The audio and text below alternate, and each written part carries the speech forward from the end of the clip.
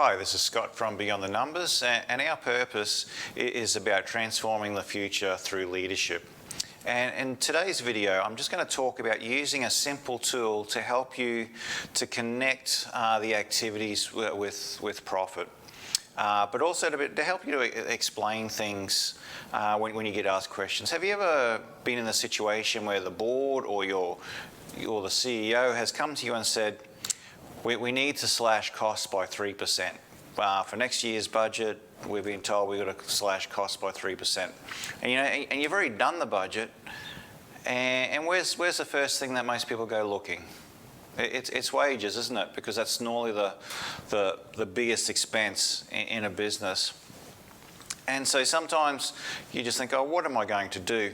And a simple tool that is completely underutilized in leadership by managers is the profitability tree. And the profitability tree, while it looks simple, can be extremely powerful if used properly. So the profitability tree is about trying to highlight the areas where you could increase your profitability in your business. But not only that, it's also about linking to the activities that actually drive the profit in your business. And so I'm just going to use a really quick example where an organisation, where they were told they had to cut 3% from their expenses for the next year's budget. And so what they did was they just went straight to wages, and then they cut wages by 3%. But they did not take into account the ramifications of all that. So let's just have a look at the profitability tree. And so profit, is not rocket science. It's made up of revenue minus expenses. So one example, instead of just using price versus quantity, we can use, the number of customers times the average price gets us the revenue. So if we want to increase revenue, we're either going to increase our average price or increase our number of customers. Now, in this case, increasing revenue was not on the table. So then we came down to expenses. So then we had direct expenses, and they had wages in both sorts. So basically what that means is that the wages was directly linked to the number of customers. So there were a sort of a billable hours. For every hour that they worked was the number, depending on the number of customers they had. So if they reduced their direct wages by 3%, then they really needed to reduce their revenue by 3%, because these two things are linked.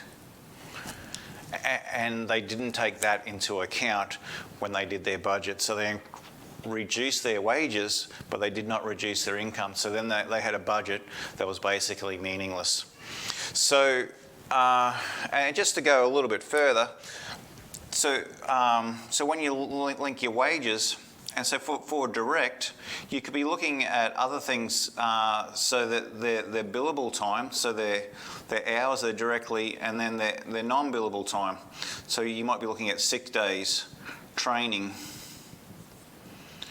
I can't think of anything else. Holidays. So what are some of these things that need to be looked at? Are there a high number of sick days? Is there too much training or meetings? Are some of these things affecting revenue?